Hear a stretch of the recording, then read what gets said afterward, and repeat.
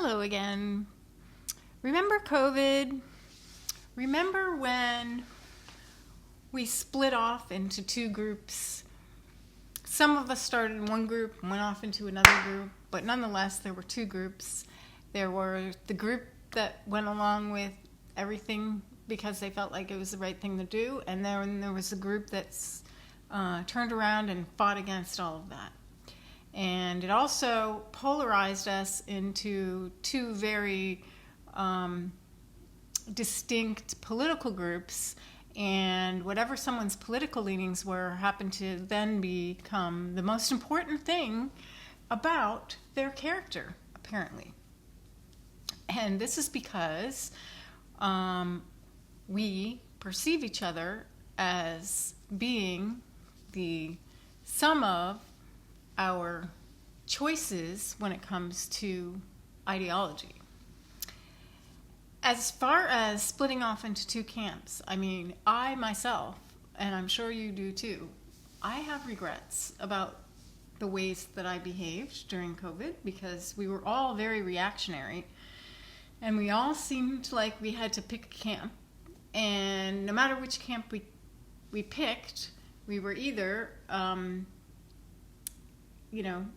going along with it or we were fighting it.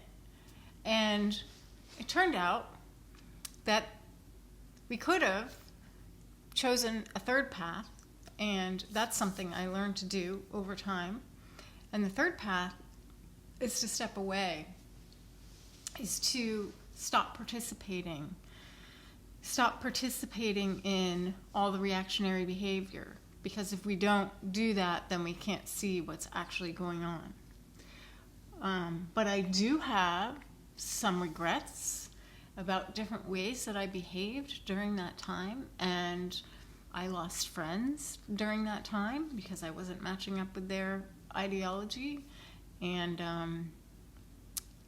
I, towards the end of COVID, began to realize that, I love people on both sides of the coin, and to me, it wasn't about whether they were politically oriented this way or that way, and the same thing with our families, because of course we had to come back to the realization that no matter which side someone took, they were still people that we loved, and they were still going to be in our lives. Now we've kind of been dumped into this place where political ideology has become the most important thing, it seems, about someone's character, particularly if you are on the left side of the spectrum. And the truth is that aligning ideologically makes our relationships very fragile. Because there's a lot more to us than that. And here I am actually saying this just to point out that here's another opportunity to look back at something we may have done or ways we may have behaved in the past, and ask ourselves whether we feel good about those things, and examine them and look at them and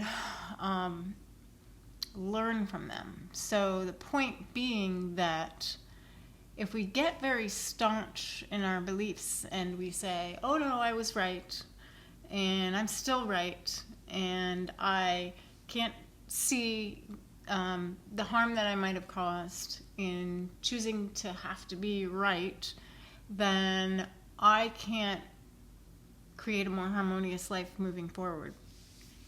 And when I look back,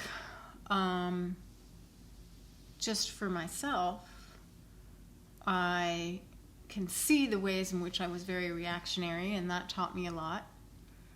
I really, by examining it, learned how to sort of like cool my jets and stay present to the moment, stay present to the people that are around me, and not focus on those particular things in terms of connecting with another person. So, I don't know if this is helpful. I'm trying to make it helpful. I'm trying to stay focused here on a specific subject in different contexts so that we can have an understanding of how beneficial it is for us to examine past behavior, learn from it, and often we do, even when we don't mean to, but when we take a really strong stance, it's very difficult for us to look beyond that. For instance, my whole political landscape changed during COVID. I thought I was apolitical before that time, and I thought that I was leaning more to the liberal Democratic side, although I was open to both sides, I honestly have to say. And then COVID kind of pushed me into the opposite camp of where I thought I would be lying. And just like everybody, even though I thought I was not getting caught up in the craziness, I got moved into a new place. I rallied behind that side, and now what I can see and what I realize is there are no sides. There's a system that needs to fall, and there's a system that needs to rise, and the only way it's going to happen is if we all recognize that we're part of one thing, which is humanity, and we have to look at what's best for us all. And though many people don't realize it, on both sides of the political spectrum, we do want the same thing. But we get caught up in the demonization that happens in the news where this side behaves this way, and so they're not rational, we can't talk to them, we can't work things out with them, and that side behaves that way, and they're not rational, and we can't work it out with them, and we gotta unplug, we gotta step back, we gotta go with the third option, which is to stop participating in the things that separate us to such a huge extent. I hope this was helpful in some way. I really do. I'm doing my best to get more structured and consistent in the way that I'm presenting things because I really want it to be useful. So that's what I wanted to say for today. That's what was on my mind, and I hope you're having a lovely, jolly time while I am doing videos in my pajamas. Thank you for listening. Have a lovely day.